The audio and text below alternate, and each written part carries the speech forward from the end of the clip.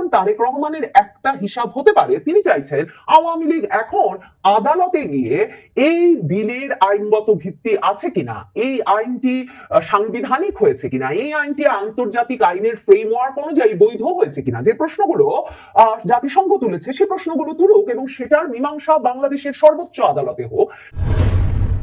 প্রধানমন্ত্রী তারেক রহমান 17 বছরের নির্বাসিত জীবন শেষে ঢাকায় মাটিতে পা রেখেই বলেছিলেন আই হ্যাভ আ প্ল্যান, এবং সেই প্ল্যান তিনি করে রেখেছিলেন যে সংসদে যখন নিরঙ্কুশ সংখ্যাগরিষ্ঠ দলের প্রধান হবেন তিনি, তখন এটা সংসদে নিশ্চিত করবেন যে একদিকে যেমন গণভোট অধ্যাদেশটি কিছুতেই বিল হিসেবে সংসদে আসবে না, এবং ওইসব জুলাই সনদ পাশ টাশ নিয়ে সংসদে অনেক আলোচনা চলবে বটে কিন্তু সেসবে বিএনপি কর্ণপাত করবে না, তেমনি আওয়ামী লীগ নিষিদ্ধ করে যে অধ্যাদেশ অন্তর্বর্তীকালীন সরকার জারি করে রেখেছিল সেটা কোনো দাবি দেওয়ার আগেই আইনে পরিণত করা হবে।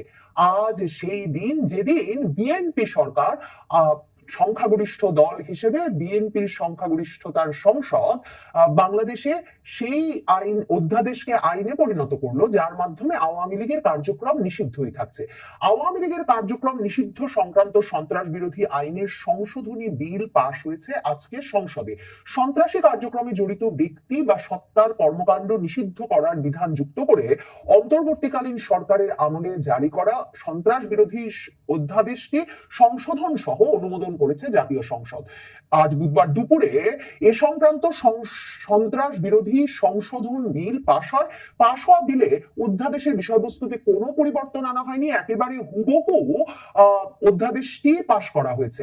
কিন্তু মনে রাখতে হবে যখন অধ্যাদেশটি বিল হিসেবে পাশ হয়ে গেল, আইনে পরিণত হলো, তখন সন্ত্রাস বিরোধী আইনে যে শাস্তির বিধান আছে এখন থেকে আওয়ামী লীগ করলে মানে একটা নিষিদ্ধ সংগঠনের সদস্য হলে বা এই দলটির কোনো কার্যক্রম চালালে কিন্তু শাস্তির বিধান সন্ত্রাস বিরোধী আইনেই দেওয়া আছে, এবং অধ্যাদেশে নিষেধাজ্ঞা অমান্য করলে কি শাস্তি হবে তা উল্লেখ না করলেও সন্ত্রাস বিরোধী আইনে বিদ্যমান শাস্তি কাঠামোতে আছে যে নিষিদ্ধ সংগঠনের কার্যক্রম পরিচালনা করলে 4 থেকে 14 বছর পর্যন্ত শাস্তি হতে পারে। কাজেই এই যে শাস্তির বিধানটিও এই অন্তর্বর্তীকালীন সরকারের অধ্যাদেশে সংসদে আইন পাশ হয়ে যাওয়ার ফলে আওয়ামী লীগের কার্যক্রম করলে এই ঝুঁকির মধ্যেও আওয়ামী লীগের নেতা কর্মী সমর্থকেরা পড়তে পারেন।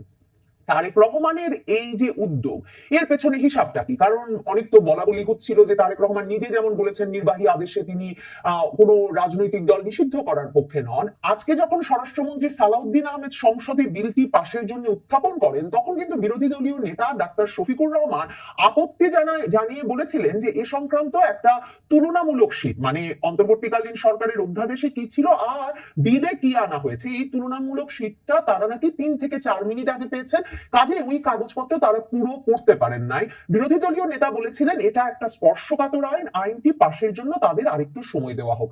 বিএনপি সরকার সংখ্যাগরিষ্ঠ দল বিএনপি যে এই আইনটি পাশের সময় বিরোধী দলীয় নেতা জাতীয় নাগরিক পার্টির নেতা কাউকে মানে বিরাট বক্তব্য দিয়ে আইনটি পাশের যে কত বড় জরুরত বা কি পরিমাণ জরুরি, এটা কত গুরুত্বপূর্ণ সেসব বিষয়ে কোনো জ্বালাময়ী বক্তৃতা যাতে দিতে না পারে, মানে এর একক কৃতিত্ব যাতে বিএনপি সরকারই নিতে পারে তার ব্যবস্থা কিন্তু বিএনপি সরকার করেছিল। এবং এই কারণেই দেখেন জুলাই সনদ নিয়ে আন্দোলন চলছে, মানে আলাপ চলছে, তর্ক বিতর্ক চলছে, প্রতিদিন সওয়াল জবাব চলছে সংসদে, অথচ আওয়ামী লীগ নিষিদ্ধের অধ্যাদেশটি আইনে পরিণত করতে হাসনাত আব্দুল্লাহ, শফিকুর রহমান সহ কোন নেতাদের একটা মুখের কথা বের হওয়ার আগে এই বিলটি সংসদে পাশের সিদ্ধান্ত নিয়ে ফেলে। অধ্যাদেশগুলো খতিয়ে দেখছিল, পর্যালোচনা করে দেখছিল যে কমিটিটি সেটি, এবং স্বরাষ্ট্রমন্ত্রী সালাউদ্দিন আহমেদ বিলটি উত্থাপন করেন। স্বরাষ্ট্রমন্ত্রী তখন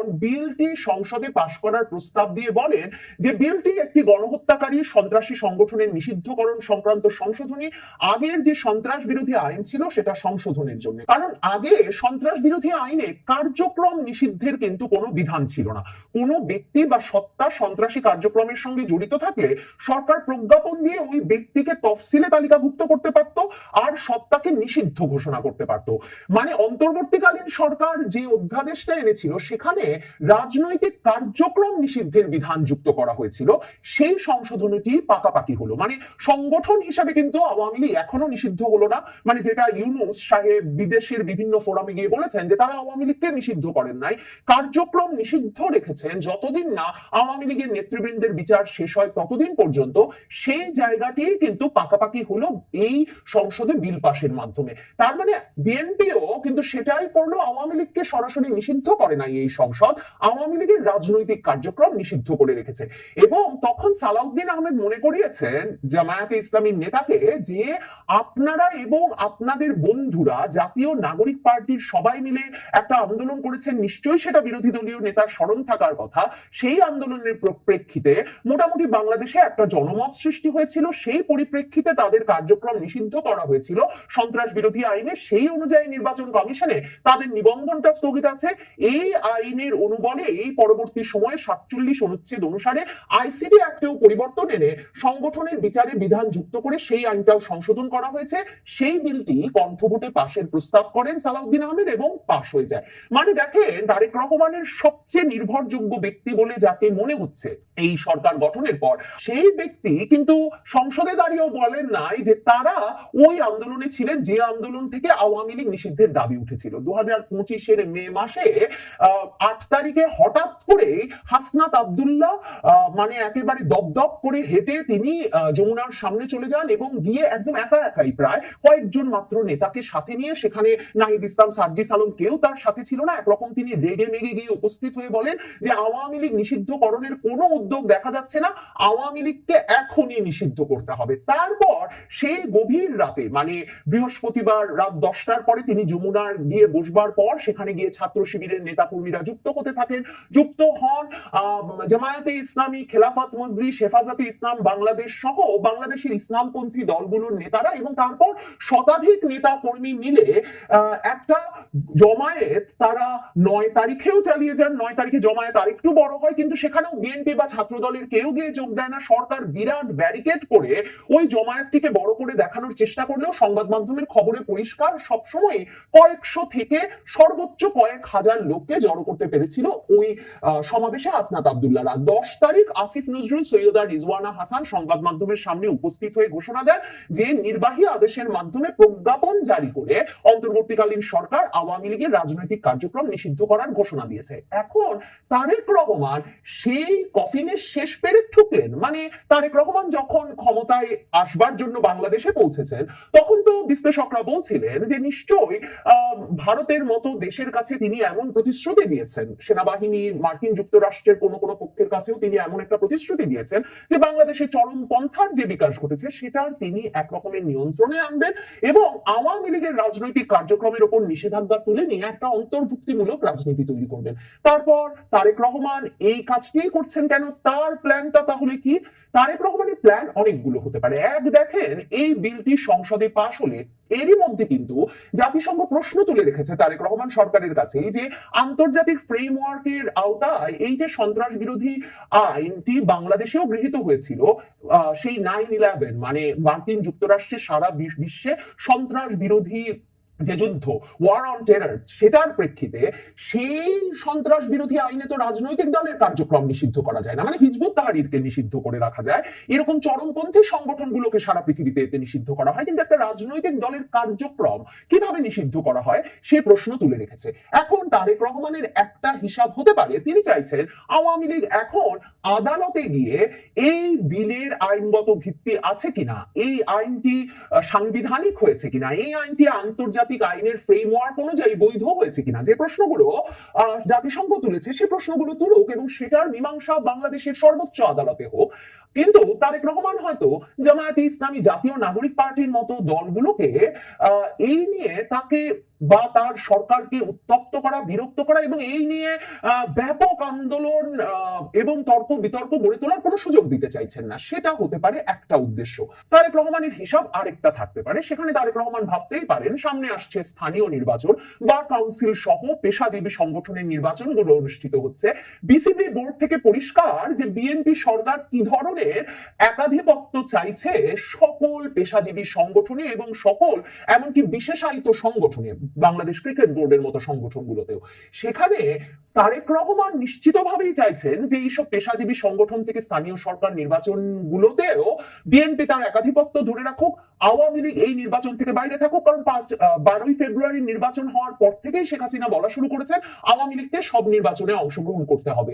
এখন তারেক রহমান পথ পরিষ্কার রাখছেন, জামায়াতে ইসলামী, জাতীয় নাগরিক পার্টিকে সংসদে যেমন ভাগাভাগির সংসদে যেমন একটা উল্লেখযোগ্য আসন দিয়েছেন, হয়তো স্থানীয় নির্বাচনেও উল্লেখযোগ্য কিছু কিছু নেতাকে বের করে এনে সারা দেশে এবং স্থানীয় নির্বাচনে একটা ভাগাভাগিতে গিয়ে তিনি সেই একাধিপত্য ধরে রাখতে চাইছেন। তিনি চাইছেন 5 বছর ধরে আওয়ামী লীগ এই রাজনৈতিক কার্যক্রম নিষেধাজ্ঞার মধ্যে আইনি লড়াই লড়ে যাওয়ার চেষ্টা করতে থাকুক, আইনের মুখোমুখি হয়ে, আদালতের মুখোমুখি হয়ে এবং কারাগারে গিয়ে আসলে জামিন পাওয়ার চেষ্টা করতে থাকুক।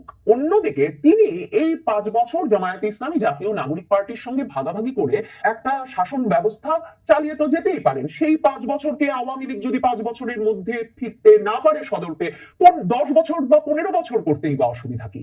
এই পুরো হিসাব নিকাশে তারেক রহমানের হিসাবটা কি সেটা খুব শিগগিরই বোঝা যাওয়া শুরু হবে। সত্যি কি তারেক রহমান আদালতে এই বিলকে প্রশ্নের মুখোমুখি করার মতো বিচার ব্যবস্থা, আদালতের ব্যবস্থা তৈরি করবেন আগামীর বাংলাদেশে, নাকি এই আইনের মাধ্যমে আওয়ামী লীগকে নিষিদ্ধ করে তিনি আসলে সেই পক্ষগুলোর এজেন্ডা পূরণে এক ধাপ এগিয়ে গেলেন যেই পক্ষগুলো দীর্ঘ সময় ধরে, মানে 11টাও হয়েছিল, যে কারণে আওয়ামী লীগ বিএনপির রাজনীতিকে বাংলাদেশে নিঃশেষ করে দিতে চাইছে।